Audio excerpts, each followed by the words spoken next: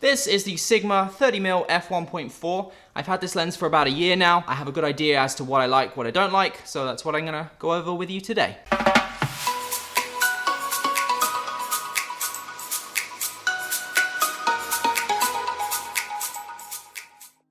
So this is the 30mm F1.4 made by Sigma. It is an E-mount lens. It will attach to any of the A-series cameras, meaning the A6000, 6300, 6500, A7S, 1, 2, A7R, all of those cameras will work with this lens. With the A6000, 6300, 6500, they are a crop sensor, meaning this 30mm becomes about 1.6 times bigger, so it's actually about a 48mm, so around a 50mm lens. It's a very well-made lens. It has a lot of weight to it. They haven't cut any corners. Everything turns and works very nicely. Even connecting it to a camera feels very solid.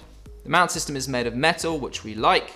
It's been put through its paces this year. I've taken it to lots of different places. It's dealt with some abuse and it doesn't have a mark on it, so very well built. What do I shoot? What do I use this lens for? I've used it on a few weddings this year. I have used it to make a couple of travel films, and I've shot a couple of films kind of like this too. What do I like about this lens?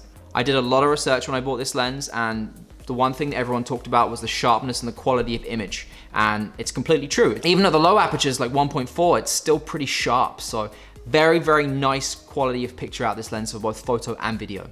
So factor that in with the incredibly wide 1.4 aperture, so you can take pictures and video in crazy dark environments and you're still gonna get pretty good quality. If you love bokeh, this is the lens for you. At f1.4, it's buttery smooth. It's so good. I love the bokeh on this lens. The autofocus is not that bad. It works. I have the 6300 and the 6000, and it does work well.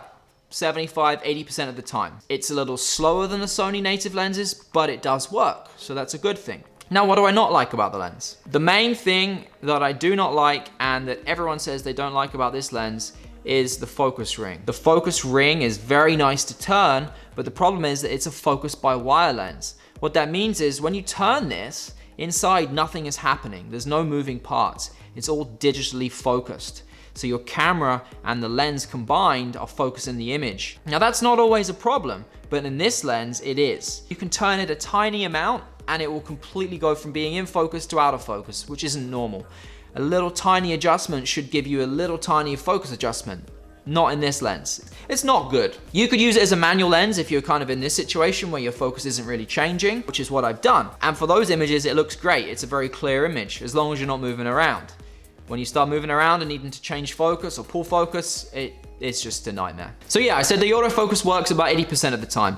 The other 20% of the time, it doesn't work too well. It hunts. What I mean by that is the focus is going in and out, trying to get a clear focus, and it just doesn't work sometimes. Only 20% of the time, but that leads me to the next thing. You can't use it really for professional work much or for weddings because you can't rely on it all the time. If that 20% where it doesn't focus happens, and you're in a situation maybe like a wedding where you need to get that shot and you're not gonna have another opportunity, that could be a problem. So who should buy this? So if you're a photographer, it's a great lens, it's super sharp. You're gonna get close to a 50mm focal length with the crop involved, or otherwise you're at your 30mm. So a great lens for portraits, super sharp, and the bokeh at 1.4 is beautiful. For video use, well, I use it for video myself. Would I recommend it? Yes and no. Maybe you wanna give it a try. For videos like this, it's great. If you're relying entirely on autofocus, it might not be the best. If you're new to video, and this is maybe your first lens, I wouldn't recommend it. You're gonna be a little bit annoyed by the focusing aspects of it. Get a Sony native lens, use the kit lens, like the kit lens that comes with any of the Sony cameras, or maybe get a different Sony lens, Sony 50mm. They tend to focus a little bit faster than this. If you're entirely relying on the autofocus aspect of it, I wouldn't recommend it for professional work. And when I say professional, I mean things like a wedding. Sometimes there's a shot you really need to be able to get quickly and you're not gonna get another opportunity to get it. If you're using this lens and that 20% of the time where it doesn't focus happens, that's a little bit of a problem. So yeah, that's my thoughts on the Sigma 30mm F1.4. Thanks for watching today. Give me a like if you would be so kind. Subscribe down below, down here I think it is. And yeah, I'll see you next time.